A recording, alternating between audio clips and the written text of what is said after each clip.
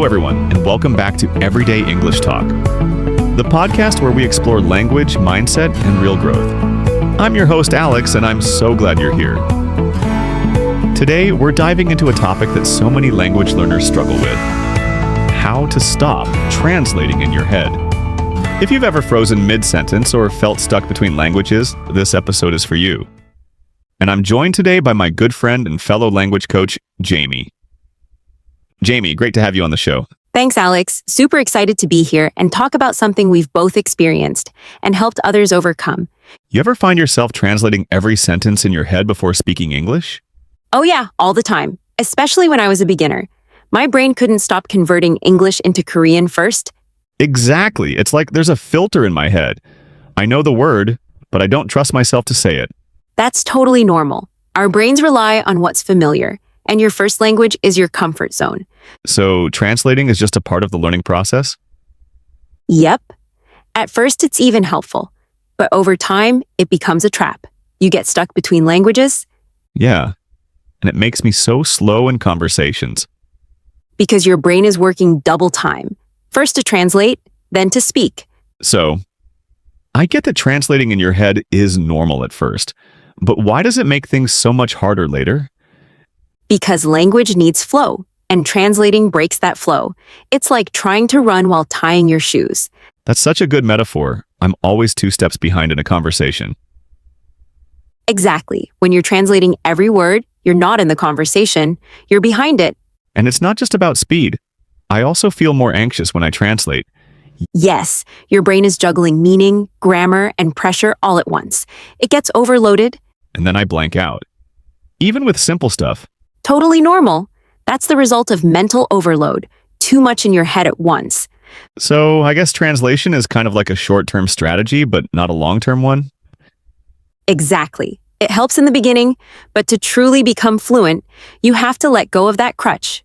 So, how do I actually start thinking in English?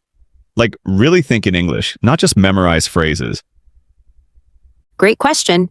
You don't have to force deep thoughts at first. Start with small things. Simple thoughts during your day. Like, I'm hungry or the sun is bright today.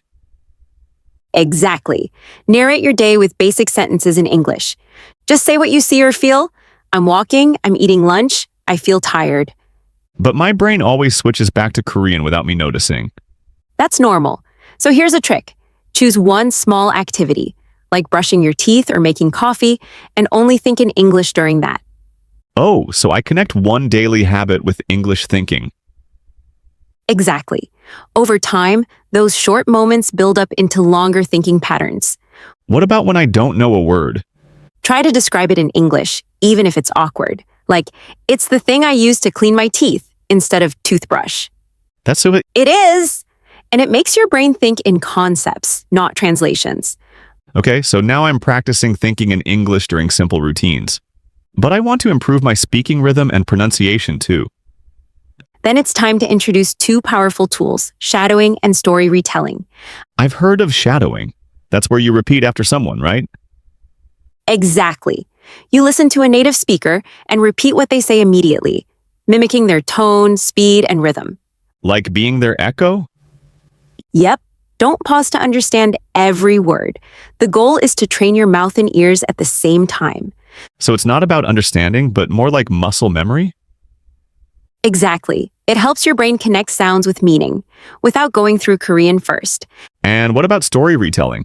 That's when you listen to a short story or video clip, then try to retell it in your own words, still in English. Oh, that sounds like challenging but useful. It is. You don't have to be perfect.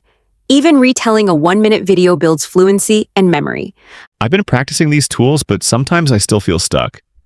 Like, I expect myself to speak perfectly, and when I don't, I feel like a failure. That's one of the most common traps, perfectionism. People think, if I make a mistake, I'm not good at English. That mindset is dangerous. So it's okay to make mistakes? It's necessary to make mistakes. That's how fluency is built, through trial and error. What are some other traps people fall into? Great question. Here are a few. Waiting until you're ready to speak. You'll never feel 100% ready. Translating everything before speaking. It slows you down and makes you second-guess yourself. only focusing on vocabulary. Words are important, but rhythm and connection matter more. Wow, I've done all of those. We all have. But once you notice them, you can change. Awareness is step one. So it's not about being flawless, it's about being aware and adjusting. Exactly. Fluency grows when you let go of control and let the language flow through you. Okay, I've learned a lot, but I need structure. What should my daily practice actually look like? Let's keep it simple. Here's a 4-step daily routine anyone can follow. Morning thinking in English. Narrate your morning in your head. I'm brushing my teeth. It's cold today. I want coffee. 5-minute shadowing. Choose one short video or podcast and shadow it. One no subtitle session. Watch something with no subtitles. Focus on tone, mood, and context. Evening reflection. Write or say 2 sentences in English about your day. That sounds totally doable. That's the point. Simple, small habits done consistently are what change your brain. So I don't need to study for 3 hours every day? Not at all. You need consistency more than intensity. It's like watering a plant daily, not flooding it once a week. I love that metaphor. Also, be kind to yourself. You're doing something brave. Learning a new language isn't easy, and you're showing up. Thanks, Jamie. This conversation really shifted my mindset. That's what it's all about. When you stop translating and start trusting, that's when fluency happens.